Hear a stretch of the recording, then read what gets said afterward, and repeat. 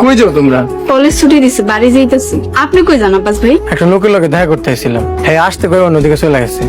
আচ্ছা যাক, চলো তোমাকে বাড়িতে দিয়ে আসি। আমরা আমাকে বাড়ির রাস্তা চিনি। তোমরা আমার এলাকার মায়া, গ্রাম থেকে এত দূরে দেখা হয়েছে। চলো কোথাও বসি, বসে ফাস্ট ফুড খাই, পাশে একটা রেস্টুরেন্ট আছে। এই সুমি চলো। নুসরাত গেলে আমি যাবো। আপনি সুমিরে নিয়ে যান, আমার বাড়িতে কাজ আছে, আমি আসি। দুজন এক লগে বাড়িতে যাইতেছো, খাইলে দুজন এক লগে খাইবা।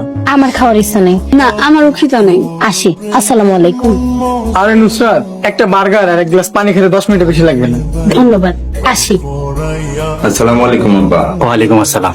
কেমন আছিস বাবা? জি আব্বা, ভালো আছি আলহামদুলিল্লাহ। আব্বা শুনলাম আপনার শরীরটা নাকি দিন দিন খারাপের দিকে যাইতেছে, হোস্টেলে কিছুতেই মন বসতেছে না। তুই আমার জন্য দোয়া করিস, আল্লাহ যেন আমার তাড়াতাড়ি সুস্থ করে দে। আর আমার জন্য চিন্তা করিস না। পরশু বাড়ি আসতেছি। মাদ্রাসায় কি ছুটি দিছে? জি আব্বা, 15 দিনের ছুটি। আপনি যে অসুস্থ, মসজিদে নামাজ পড়াইতে যাইতে পারেন না, মসজিদ কমিটি কি আপনার বেতন দিব? জানি না রে মা, এটা নিয়ে আমি খুব টেনশনে আছি। এদিকে হাতও প্রায় খালি। পড়লি ঠিক মতো পড়ার টেবিলে বসে পড়। আপা শুয়া পড়ুম, তোমাদের দুইটা কথা কওয়ার জন্য জায়গা আসছে। কি কবি ক?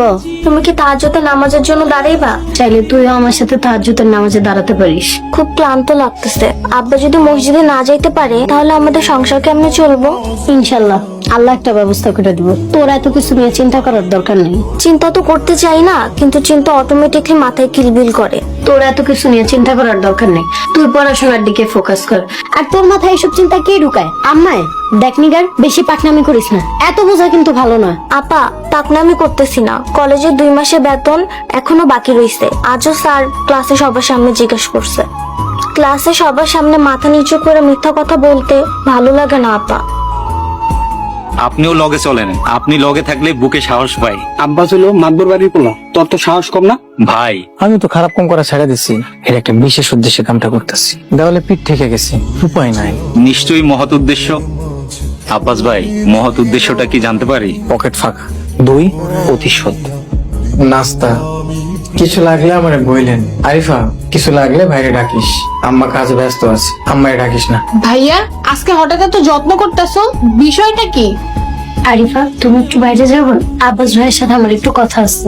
আব্বাস ভাই, আপনি এগুলা কেন করতেছেন আমি কিন্তু বুঝি। দয়া করে এসব বন্ধ করেন। আব্বা আরিফারে পড়াইতো, আব্বা এখন অসুস্থ, তাই এখন আমি আসতেছি।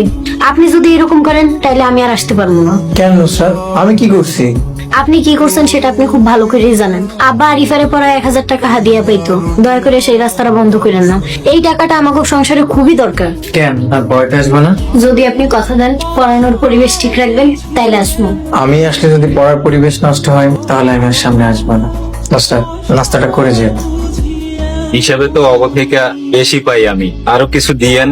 আচ্ছা বুদ্ধি, ঠিক আছে, নাই আরো কয় টাকা বেশি দিলাম।